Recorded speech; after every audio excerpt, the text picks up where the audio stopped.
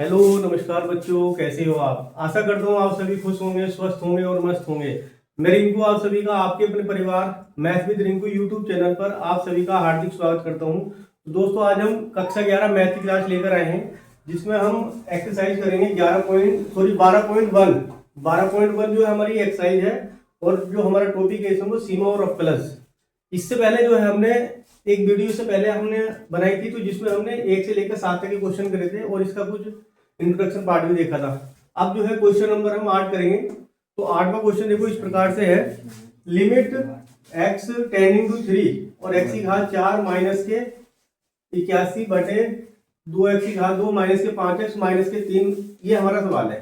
तो हम सबसे पहले क्या करते हैं, जो लिमिट दे रखा है इसमें x टेंडिंग टू 3, ये पहले मान रख के देखते हैं।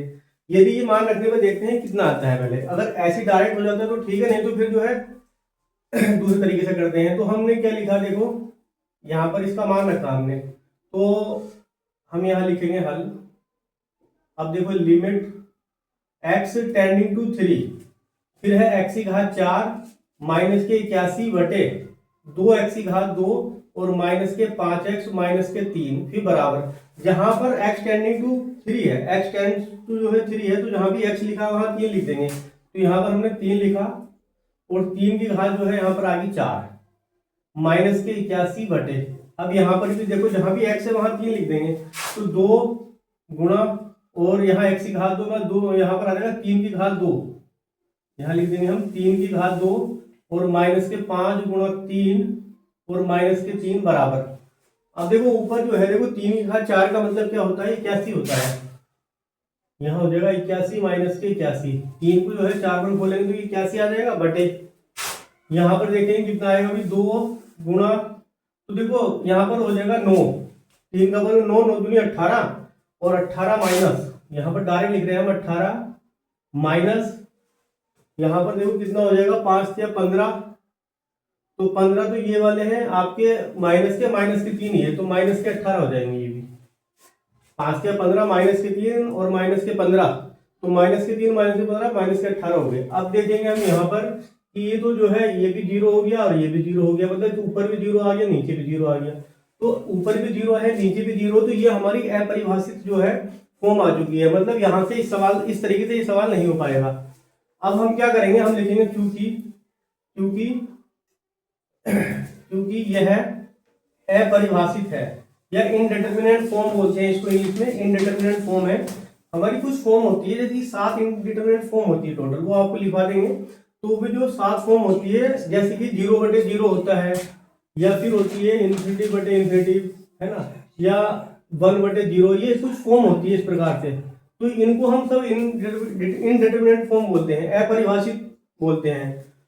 तो अब जब इस तरीके से सवाल नहीं होगा, हम इस सवाल को फिर दूसरे तरीके से करेंगे।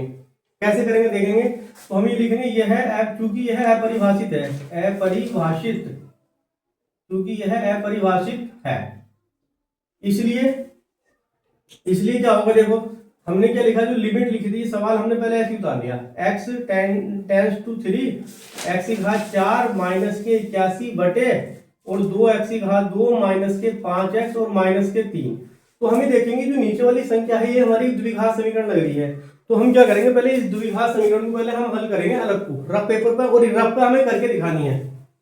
जब हम करेंगे पेपर पे जो है हमें लिखनी है और पेपर पे करके भी दिखानी है। तो हम यहाँ लिखेंगे, देखो इसको पहले हल कर लेते हैं द्विघात समीकरण को। तो जैसे कि हमने यहाँ लिखा 2x की घात 2 माइनस के 5x और माइनस के 3, इसको हल करेंगे तो हम देखेंगे 3 दूनी 6, गुणा करने पर जो है 6 आना चाहिए, घटाने पर माइनस का 5 आना चाहिए। तो ऐसी संख्या देखनी है। तो हम लिखेंगे 2x की घात 2 और यहाँ पर हो जाएगा 6 का ना 6, तो यहाँ पर हो जाएगा 6x प्लस के 1x मतलब x और माइनस के 3, ये आ जाएंगे। अब देखो यहाँ से कुछ कॉमन ले लेंगे हम, यहाँ से हमने 2 कॉमन ले लिया और एक x कॉमन ले लिया, तो यहाँ से कितना बचेगा भी x बचेगा और माइनस के 2 या 6 3 बचेगा, और प्लस का 1 कॉमन लिया x माइनस के 3, ये वैल्यू आ गई हमारे पास। अब यहाँ से हम जब इसके आगे हल करते हैं तो x माइनस के 3 और 2x प्लस के 1, ये वैल्यू आ गई। मतलब जो है ये समीकरण भी हमने इस रूप में इसको लिख लिया। अच्छा, इसके बाद देखो यहाँ पर जैसे कि लिखा है x की घात 4 माइनस के 81, अब इसको भी देखो हम तोड़ सकते हैं। इसको भी हम तोड़ेंगे। देखो जैसे कि लिखा है x की घात 4 और माइनस के 81, तो हम इसको कैसे लिख सकते हैं? देखो इसको हम इस प्रकार से लिख सकते हैं, x की घात 2 की घात 2 इस टाइप से लिख सकते हैं, माइनस इसको हमने लिख दिया 9 का स्क्वायर। अब यहां से भी देखो एक सूत्र बन जाएगा हमारा ए स्क्वायर माइनस बी स्क्वायर का सूत्र, तो ए प्लस बी ए माइनस बी, तो हम इसको ऐसे लिख सकते हैं एक्स स्क्वायर प्लस 9 और एक्स स्क्वायर माइनस के 9, ये डायरेक्ट हमने सूत्र लगा दिया। अब देखो तो हम लिखेंगे बराबर, जहां पर ये ऊपर वाली संख्या है उसकी जगह देखो, इसकी जगह तो हम ये लिख देंगे, ये वाली जो संख्या आई है यहां से हम लिख सकते हैं यहाँ पर कि एक्स की घात 2 प्लस के 9 और एक्स की घात 2 माइनस के 9 बटे, और ये जो है अभी हमने हल करा है। देखो ये जो समीकरण द्विघात समीकरण बनी जो हमारे इसके ये फैक्टर आएगा, देखो तो इसको हम इस प्रकार से लिख लेंगे कि भाई x माइनस 3 और 2x प्लस के 1।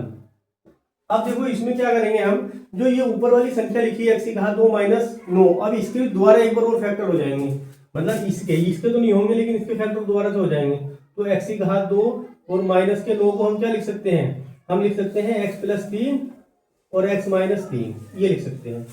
तो हमने इसकी जगह जो है लिख लिए, देखो हमने ये लिखा कि x की घात 2 प्लस के 9, तो ऐसे लिखा रहने दिया, इसके हमने फैक्टर करें दोबारा से, तो x प्लस 3 और x माइनस 3 बटे, यहां से क्या होगा x माइनस के 3 हो जाएंगे और 2x प्लस के 1 हो जाएंगे। अब देखो कुछ अगर कट रहे हैं तो उसको काट देंगे हम, तो हम ये देखेंगे कि x माइनस 3 से कैंसिल हो जाएगा। अब हमारे पास ये दो वैल्यू बचेंगी, तो हम ये लिखेंगे यहाँ पर कि x की घात 2 प्लस के 9, फिर दूसरी बात x प्लस के 3 बटे, और नीचे हमारे पास 2x प्लस के 1 बचा, ये वैल्यू बची। अब देखो यहाँ पर क्योंकि अब देखो अब इसमें लिमिट लगा देंगे हम, हमारे पास जो है जो x टेंस टू 3 है ना, ये सवाल था हमारे पास, और यहाँ x की घात 4 माइनस के 81 बटे,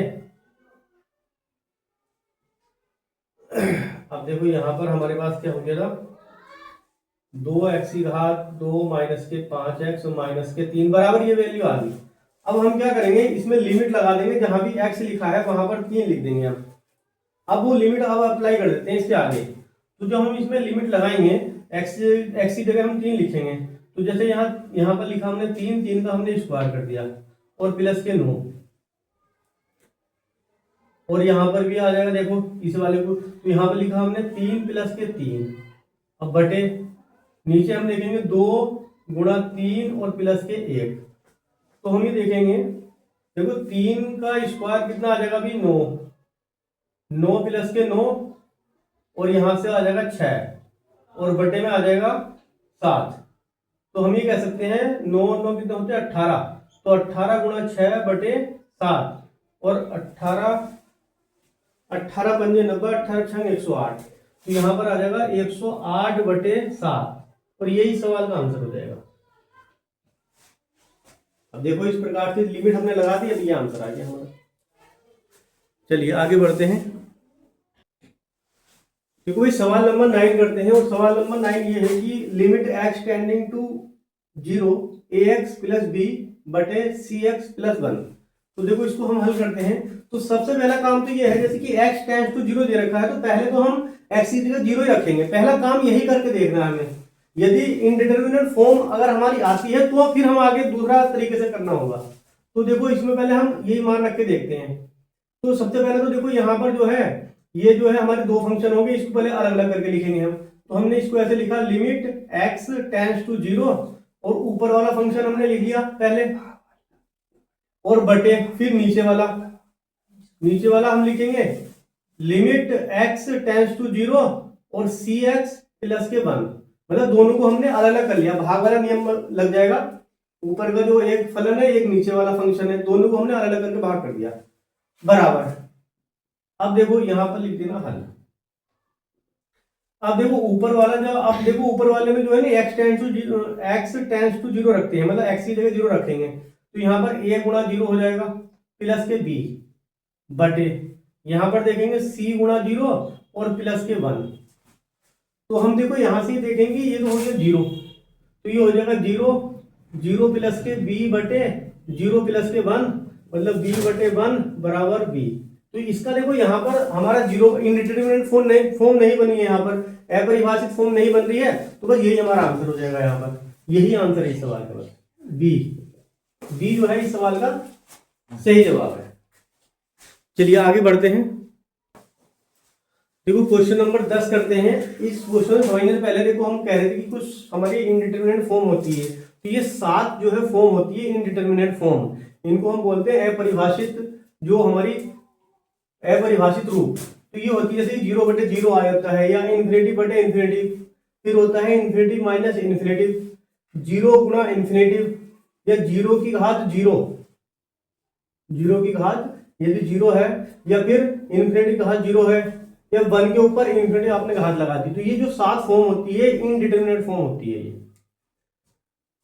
अब देखो आप क्वेश्चन नंबर जो है 10वां क्वेश्चन करते हैं।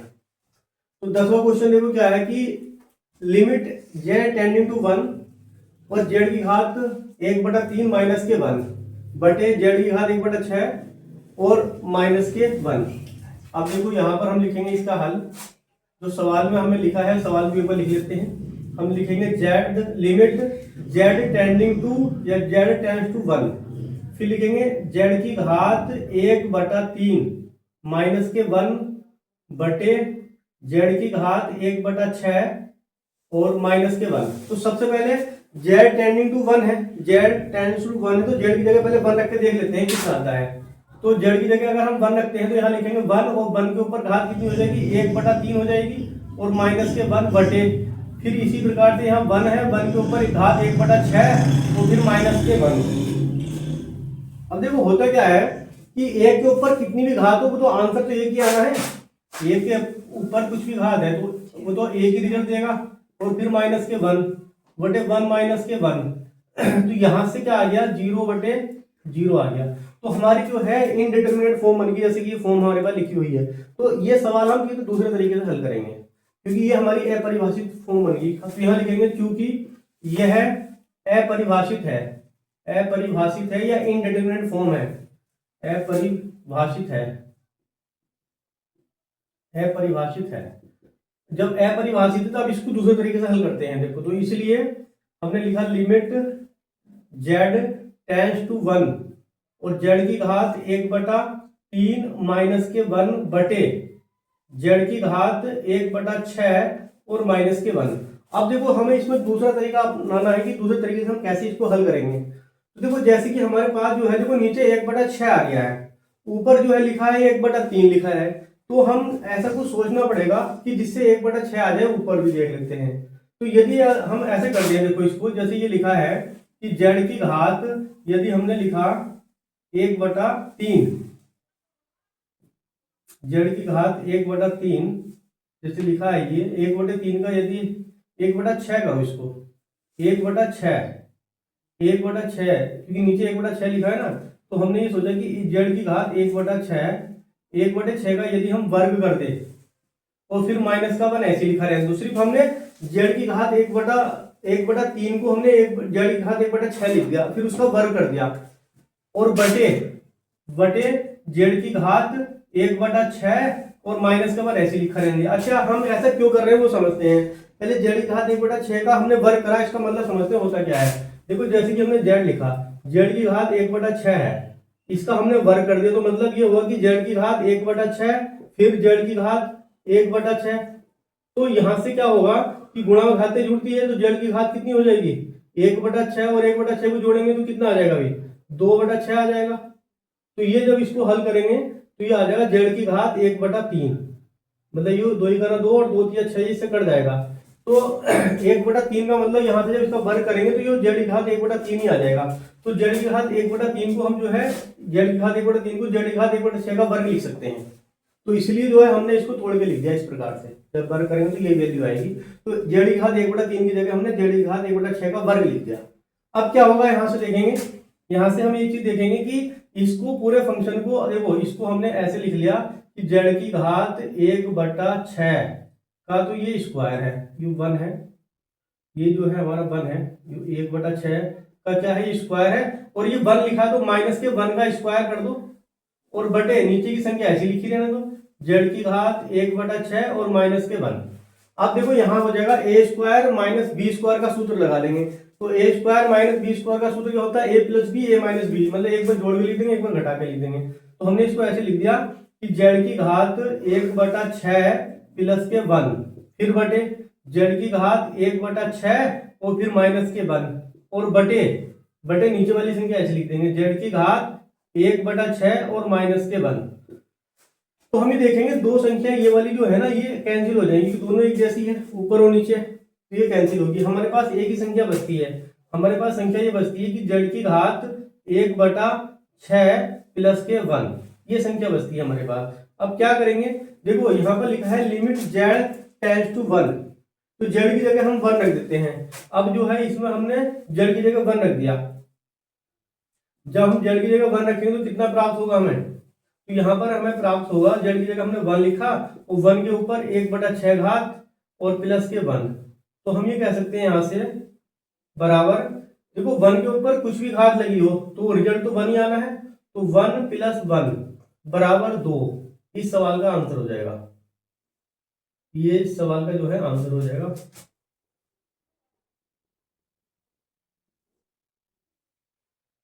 तो ये जो है हमारा आंसर आ गया 2 इस सवाल का। चलिए आगे बढ़ते हैं। देखो क्वेश्चन नंबर जो है 11वां क्वेश्चन करते हैं, और 11वां क्वेश्चन ये है कि limit x tends to 1 ax² plus bx plus c बटे cx² प्लस के bx और प्लस a। तो हम इसका हल लिखते हैं, देखो हल करते हैं। तो हमने लिखा लिमिट x, तो देखो ये लिमिट x टेंड्स टू 1 और यहाँ पे लिखा ax² प्लस का bx और प्लस c बटे cx² प्लस का bx और प्लस का a। देखो ये सवाल है, तो सबसे पहले क्योंकि x टेंड्स टू हमें 1 दे रखा है तो हम पहले इसका मान रख के देखते हैं, जहां x है वहां पर 1 लिख के हम देखते हैं।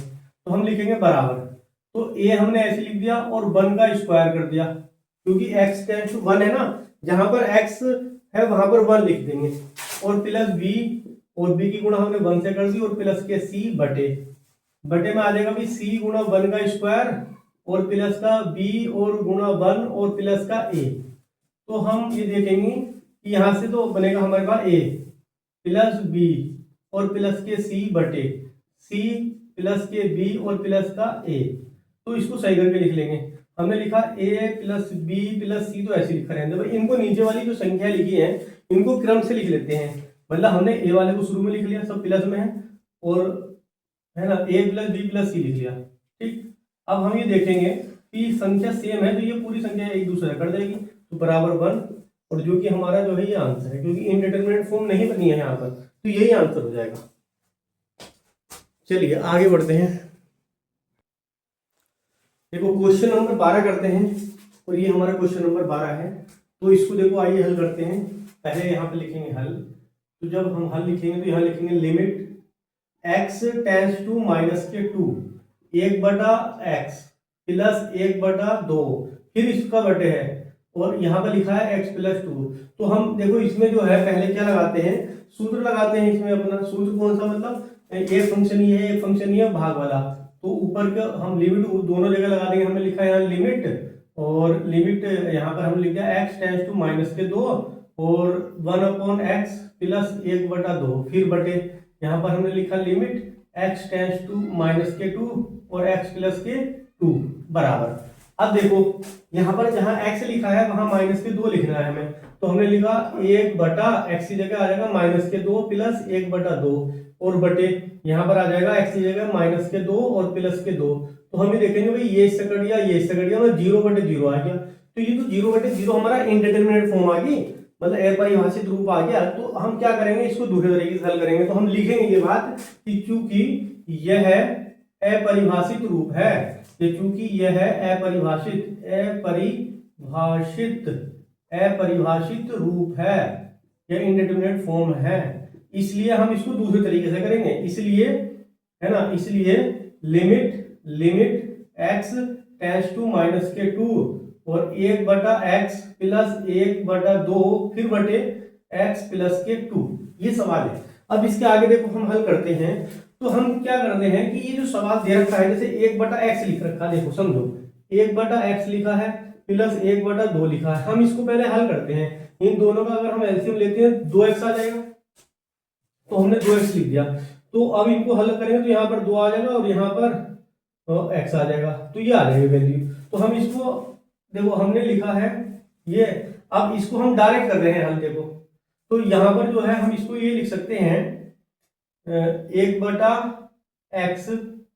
देखो यहां से हमने क्या ले लिया, ये एलसीएम ले लिया ऊपर वाली संख्या से, ऊपर वाली संख्या से हमने क्या ले लिया 2x, हमने एलसीएम ले लिया 2 और x और ये 2, x और 2 से ले लिया हमने एलसीएम ले लिया, जैसे कि यहाँ पर लिया है ये, तो 2x ले लिया। अब 2 तो यहाँ पर आ जाएगा प्लस और यो x यहाँ पर आ जाएगा, और इसके बटे कितना है, ये वैल्यू है, तो ये कितने लिखा है भाई x प्लस के 2। अब इसके बटे हम मान लेते हैं, इसके बटे 1 कर लेते हैं, इसके बटे 1 रहता है, तो हम क्या कह सकते हैं कि इसकी तो गुणा इससे हो जाती है और इसकी गुणा इसकी हो जाती है, ऐसे गुणा हो जाती है, सबसे नीचे वाली की ऊपर वाले से गुणा, तो एक की गुणा तो ऊपर हो जाएगी। तो हम इसको ऐसे लिख सकते हैं भाई 2 प्लस x बटे, अब ये तो 1 से गुणा करेंगे तो यही आएगा, और नीचे जो वैल्यू आई 2x और ब्रैकेट में लिख देंगे x प्लस 2 है भाई, देखो ये x प्लस 2 है, सॉरी थोड़ा गलती लिखा गया था, x प्लस 2 है ये, ठीक। तो ये x प्लस के 2 लिख दिया हमने ऐसी। अब हम ये देखेंगे, देखो ये x प्लस 2 से ये कट जाएगा, तो हम ये कह सकते हैं यहाँ से जो वैल्यू बचेगी, ऊपर जो बचा ये वाला जो 1 था, है ना, मल्टीप्लाई 1 था ना, ये वाला 1 ऊपर लेके थे, तो ये 1/2x आ गया, 1/2x हमारे पास जो वैल्यू बची है अब 1/2x आ गया, तो हम लिख देंगे यहाँ पर कि हमारे पास 1/2x बराबर, अब देखो x टेंडिंग टू कितना है, x टेंड्स टू -2 है, तो जहां पर x लिखा है वहां पर 2 लिख देंगे, x की जगह -2 लिखेंगे, तो हम लिखेंगे 1/2 गुणा -2 बराबर ये आ जाएगा 1/-4, मतलब बराबर माइनस का 1/4 जो है हमारा, ये इसका आंसर हो जाएगा। चलिए आगे बढ़ते हैं, अगला क्वेश्चन करते हैं।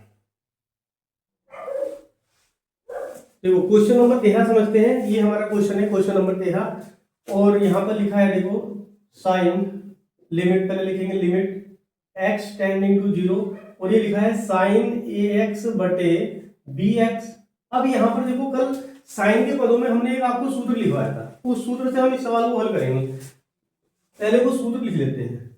एक सूत्र हमने ये बताया था आपको कि यदि लिमिट x टेंड्स टू 0 है और यहाँ पर लिखा है साइन x बटे x, तो इसका मान 1 के बराबर होता है, ये हमारा सूत्र है। अब इसमें ध्यान ये रखना है कि जैसे कि यहाँ पर x है तो नीचे भी x होना चाहिए, मतलब जो संख्या जो थीटा है ना, जो मतलब जो कोण एंगल है ना, एंगल जो ऊपर है वही नीचे आना चाहिए। यहाँ पर यदि 2 होता तो यहाँ भी 2 होता, मतलब सेम होनी चाहिए संख्या, ठीक है ना, जो भी एंगल है वो सेम होनी चाहिए बटे में। यहाँ पर x है तो यहाँ भी x होना चाहिए, तो सेम है, दोनों की शक्ल एक जैसी है, देखो यहाँ भी x है, ठीक है ना, बटे में x है, तो इसका मान जो होता है पूरे का मान 1 के बराबर होता है, ये हमारा सूत्र है। अब इस सवाल को देखो यहाँ हल करते हैं हम, तो लेकिन अब इस सवाल में अगर हम देख रहे हैं कि यहाँ तो भी ax लिखा, यहाँ bx लिखा, तो दिक्कत आ रही है, तो हमें नीचे ax बनाना पड़ेगा, ठीक है। ax अगर नीचे बना लेंगे तो हम इस वाले सूत्र से आराम से इस सवाल को हल कर लेंगे। तो हम क्या कर रहे हैं, पहले इस पूरी समीकरण को पूरे इसमें क्या करते हैं, ax बनाना है हमें नीचे और ऊपर, तो हमने लिखा ax से हमने ऊपर नीचे गुणा कर दिया। हमने क्या करा है, ax से ऊपर तथा नीचे, अंश तथा हर से, है ना, अंश वे हर में क्या कर दिया हमने, गुणा कर दिया, गुणा करने पर, ठीक है। जब हम गुणा करेंगे तो हम ये लिखेंगे sine limit x tends to 0, और यहाँ पर लिखेंगे साइन ax बटे bx, और यहाँ पर गुणा का निशान ax यहाँ लिखा और ax यहाँ लिखा। अब हम देखो क्या कर रहे हैं, हम ये कर रहे हैं कि अब देखो बराबर हमने लिखा लिमिट x टेंड्स टू 0। अब यहाँ पर देखो, यहाँ तो ये लिखा है भाई साइन ax लिखा है, इसको तो ऐसे लिखा रहने दिया बटे, यहाँ जो ax है वो इसको इधर लिखा है, गुणा में है तो इसके नीचे x लिख दिया, और यहाँ पर कितना आ जाएगा भाई ax बटे ये bx इधर को लिख दिया हमने, इसके नीचे को bx हमने इधर को लिख दिया, बीच में गुणा का निशान है ये यहाँ पर, चलो ये बीच में गुणा का निशान है ये। अब हम ये देख रहे हैं कि भाई इस वाले x से यो x कट जाएगा, तो हमारे पास क्या बचा, हमारे पास जो वैल्यू आई है वो ये आई है कि साइन, देखो लिमिट पहले हम लिखेंगे लिमिट x टेंडिंग टू 0 और साइन ax बटे ax और यू हमारे पास क्या आया है ए बटे बी बचा, इसको हमने ऐसे लिखा रहने दिया। यू आप चाहे तो इसको अचर पद मान लेंगे, इसको बाहर ले आएंगे, ऐसे भी कर सकते हैं, है ना। हमने क्या कहा कि भाई वो एक अचर पद है, इसको हमने बाहर ले आए हमने, तो हमने लिखा ए बटे बी शुरू में लिया है, तो हमारे पास ये आ गई लिमिट, क्योंकि अचर पद वाला भी एक हमने कल एक सूत्र एक गुण लिखवाया था आपको, एक सूत्र होता है इसमें, तो ये कांस्टेंट वैल्यू इसको बाहर लिया है हम, तो लिमिट एक्स टेंडिंग टू 0 और यहाँ पर हो गया साइन ए एक्स बटे ए एक्स। अब देखो, अब इस सवाल को सूत्र को देखेंगे, यहाँ लिमिट एक्स टेंडिंग टू 0, यहाँ भी लिमिट एक्स टेंडिंग टू 0 है, ठीक है। यहाँ साइन ए एक्स है, यहाँ भी देखो साइन एक्स है, यहाँ भी एक्स, तो ए एक्स और यहाँ पर एक्स, मतलब जो एंगल है वो सेम नीचे भी है, ठीक है। तो इस पूरे को हम क्या लिख सकते हैं, इस पूरे को जो है हम 1 लिख सकते हैं, 1, इस पूरे को हम 1 लिख सकते हैं, क्योंकि 1 के बराबर है, तो हम ये कह सकते हैं बराबर ए गुणा बी बटे बी गुणा 1, तो बराबर ए बटे बी जो है हमारा इस सवाल का आंसर हो जाएगा, ये हमारा आंसर है। चलिए आगे बढ़ते हैं। देखो क्वेश्चन नंबर 14 समझते हैं, क्या है कि देखो हमारे पास लिमिट साइन ए एक्स बटे साइन बी एक्स दिया है और A comma B not equal to 0 है, तो यहाँ पर हम देखेंगे, देखो यहाँ भी हम ये सूत्र का जो है अप्लाई करेंगे, लेकिन यहाँ पर जो है देखो हम क्या लिखेंगे, यहाँ पर लिखेंगे हल, अब इसके बाद लिखेंगे लिमिट x टेंड्स टू 0 और यहाँ पर लिखेंगे साइन ए एक्स बटे साइन बी एक्स। चलो भाई ये तो सवाल दिया है, अब देखो हम क्या करते हैं, पहले इसको हम अलग अलग करके लिख देते हैं, क्योंकि बटे में है ना, तो हम इसको अलग अलग करके लिख देते हैं। हमने इसको ऐसे लिखा कि लिमिट x टेंड्स टू 0 और हमने लिख दिया साइन ए एक्स, फिर बटे यहाँ पर लिखा हमने लिमिट x टेंडिंग टू 0 और यहाँ पर लिख दिया हमने साइन बी एक्स। अब देखो हमें क्योंकि जो है ऐसे तो डायरेक्ट इसका सूत्र लगाते हैं, पहले सूत्र हम लिख लेते हैं। देखो हमारा सूत्र क्या था कि लिमिट x टेंड्स टू 0 और साइन x बटे x वो बराबर किसके थे, बराबर 1, मतलब यहाँ भी x था तो बटे में भी x था, लेकिन यहाँ पर x की जगह तो ax लिखा है, लेकिन नीचे जो है हमें बटे में, इसके बटे में जो है ना ax और लेकर आना है, तो हम डायरेक्ट इसका मान फिर 1 लिख सकते हैं। इसी प्रकार से यहाँ नीचे इसके बटे में bx आना चाहिए, तो हम क्या करते हैं, जो ऊपर वाली संख्या है ना इसमें हमने ax से ऊपर नीचे गुणा कर दी, इसी प्रकार से यहाँ पर नीचे, यहाँ पर भी हमने bx से ऊपर नीचे हमने गुणा कर दी, ठीक है ना। तो हम जो है डायरेक्ट गुणा कर रहे हैं। देखो हमने इसको लिख दिया कि भाई पहले हम ये लिखेंगे ax से ऊपर नीचे अंश में हर से गुणा करने पर, फिर नीचे bx से अंश में हर से गुणा करने पर, तो हम लिखेंगे, देखो इस टाइप से सवाल बनेगा हमारा, लिमिट x टेंड्स टू 0 और ये हो जाएगा साइन ax। अब देखो यहाँ पर हमने गुणा और भाग करी, तो है ना अंश और हर से गुणा करके हमने, तो हमने लिखा अंश से जब गुणा करेंगे तो ax आ जाएगा और भाग करेंगे हर से तो फिर क्या आ जाएगा, ये आ जाएगा ax आ जाएगा इस टाइप से, तो बटे में आ जाएगा ये, फिर बटे यहाँ पर ये, अब यहाँ पर bx से कर देंगे, तो हमने लिखा लिमिट x टेंड्स टू 0 और यहाँ पर लिख दिया हमने साइन bx लिख दिया भाई, साइन bx और बटे bx और गुणा bx, इस टाइप से हमने कर दिया। अब देखो यहां से क्या होगा कि ये वाला जो x इससे कट जाता है ना, ये वाला x तो इससे कट जाता है, लेकिन फिर दिक्कत आ जाएगी ना, इसे ऐसे लिखा रहने दो, अभी मत काटो इसको, अभी काटो मत, अभी मत काटो इसको, क्योंकि फिर जो है ना एक जैसी फॉर्म नहीं बनेगी ना, इसको अभी काटना नहीं है, यहाँ पर ऐसे लिखा रहने दो। हम डायरेक्ट पहले सूत्र अप्लाई करते हैं, यहाँ पर हमारा bx था, यहाँ पर हमारा क्या था, यहाँ bx था, ठीक है, ऐसे लिखा रहने दो। अब हम डायरेक्ट इसमें सूत्र अप्लाई कर रहे हैं अपना bx से। देखो हम क्या कर रहे हैं, इसमें सूत्र लगाते हैं पहले डायरेक्ट, जो भी होगा बाद में देखेंगे इसमें।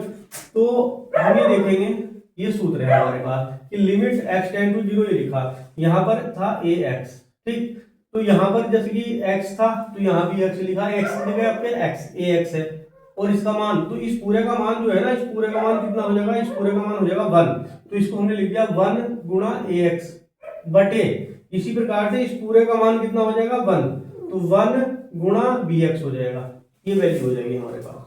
अब क्या होगा, देखो यहां से इस वाले x से वो x काट दिया, तो a बटा b जो है हमारा ये आंसर आ जाएगा भाई, a बटा b इस सवाल का आंसर हो गया, ठीक है। चलिए अगला क्वेश्चन करते हैं।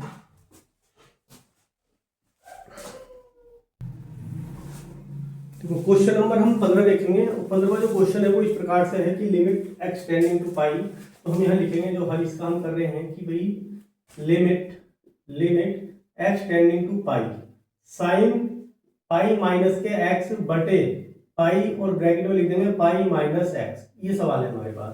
तो हम सबसे पहले तो देखो एक्स टेंड्स टू पाई है तो एक्स की जगह हम पाई लिखेंगे। तो डायरेक्ट हम देखो आगे करते हैं, यहाँ पर लिखेंगे तो साइन और पाई, देखो पाई तो हमने ऐसे लिख दिया, माइनस एक्स की जगह हमने पाई लिख दिया। तो यहाँ पर लिख दिया पाई और फिर कितना आ जाएगा भाई, इस टाइप से कर लो इसको, और पाई और यहाँ पर आ जाएगा पाई माइनस के एक्स की जगह फिर पाई। इस टाइप से हमने लिख दिया कि एक्स की जगह हमने क्या लिख दिया, पाई लिख दिया। चलो अब देखो हम ये देखेंगे कि यहाँ पर देखो पाई से पाई कट जाएगा तो जीरो हो जाएगा। तो यहाँ पर हो जाएगा साइन जीरो बटे नीचे कितना हो जाएगा, ये जीरो हो जाएगा। तो पाई गुणा ये हो जाएगा जीरो, मतलब साइन जीरो का मान जीरो बटे जीरो हो गया। ये जो है जीरो बटे जीरो बन गया, जो कि हमारे इनडिटरमिनेट फॉर्म है। जब ये इनडिटरमिनेट फॉर्म आई है तो हम इसको दूसरे तरीके से हल करेंगे। तो हम लिखेंगे क्योंकि हम लिखेंगे यहाँ पर क्योंकि यह है अपरिभाषित रूप है, यह है अपरिभाषित क्योंकि यह अपरिभाषित रूप है। तो हम क्या करते हैं, इसको दूसरे तरीके से हल करते हैं। तो कैसे करेंगे इसको समझेंगे। हम लिखेंगे लिमिट एक्स टेंडिंग टू पाई और यहाँ पर लिखेंगे साइन पाई माइनस के एक्स, फिर बटे में कितना अभी पाई है और पाई माइनस एक्स है। ये सवाल है हमारे।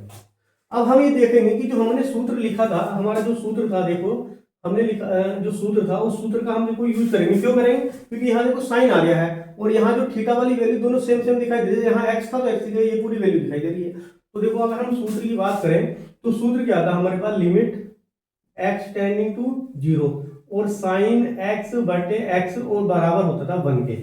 अब देखेंगे यहाँ पर तो हम क्या करते हैं, देखो ये 1 बटे पाई इसमें अलग आ गया है। तो यूं हम 1 बटे पाई को हम क्या कर लेते हैं, कांस्टेंट वैल्यू से बाहर निकाल लेते हैं। तो हमने इसको ऐसे लिख दिया 1 बटे पाई, हमने शुरू में लिख दिया इसका 1 बटे पाई हमने क्या लिख दिया, शुरू में लिख दिया, बाहर निकाल दिया कांस्टेंट वैल्यू। हमारे पास क्या बची, वैल्यू बची कि लिमिट एक्स टेंडिंग टू पाई बची।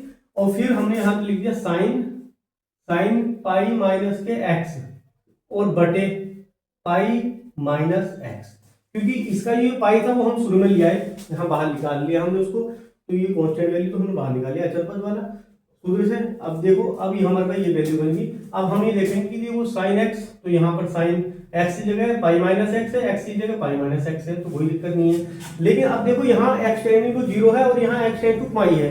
तो हम यहाँ पर ये देखेंगे कि ये जो पाई का मान है अगर रखने पे जो है इसका मान इसमें रखने पे जीरो की तरफ जा रहा है, क्योंकि यहाँ पर जीरो था ना। तो ये पाई अगर इसमें मान रखते हैं पाई इस वाले साइन पाई माइनस एक्स में, तो यदि ये जीरो की तरफ आ रहा है तो ये क्या हो जाएगा, ये इसका मान पूरा 1 के बराबर हो जाएगा, क्योंकि वो जीरो की तरफ जा रहा है। कैसे देखो समझेंगे आप इसको। हमने यहां लिखा 1 बटे पाई। अब यहां से देखो इस पूरे का मान कितना आ जाएगा 1। क्यों, देखो यहां पर आ जाएगा साइन पाई, तो वो पाई की जगह हमने क्या लिख देंगे, पाई की जगह हमने यहां पर लिख दिया एक्स की जगह पाई लिखेंगे। तो इस यहाँ पाई लिखेंगे तो पाई से पाई कट देगा, यानी कि यहाँ पर जीरो हो जाएगा। साइन जीरो का मान कितना होता है, जीरो होता है। तो ये जो है मान एक्स की तरफ जा रहा है, एक्स टेंडिंग टू जीरो होता है तो जीरो की तरफ जा रहा है। तो इस पूरे का मान हम क्या लिख सकते हैं, इस पूरे का मान इस वाले सूत्र से क्या आ जाएगा 1। तो गुणा हमने यहाँ लिख दिया 1, क्योंकि ये जो है टेंस कर दिया है। जब इसका मान इसमें रख रहे हैं ये जीरो की तरफ टेंस कर दिया है। तो ये हमने जो है ये जो है एक्स टेंडिंग टू जीरो है, ये एक्स टेंडिंग टू पाई है, दोनों इक्वल वैल्यू हमारी हो जाएगी, क्योंकि जीरो की तरफ जा रहा है। तो एक्स टेंडिंग टू जो है पाई है वो किसके बराबर आ जाएगा, एक्स टेंडिंग टू जीरो के बराबर हो जाएगा हमारा। उसके बाद हम क्या करेंगे, इस पूरे का मान कितना आ जाएगा, ये पूरा का मान हमारा 1 आ जाएगा, है ना। इस पूरे का मान कितना आ गया, 1 आ गया बस। अब इसको हम हल करते तो 1 बटा पाई जो हमारा यहाँ आंसर आ जाएगा। ये हमारा आंसर आ गया। तो दोस्तों आज के लिए इतना ही, मिलते हैं अगली वीडियो में। यदि ये वीडियो आपको पसंद आई है तो हमारी वीडियो को लाइक शेयर और हमारे चैनल को सब्सक्राइब करिए। मिलते हैं अगली वीडियो में, तब तक के लिए जय हिंद।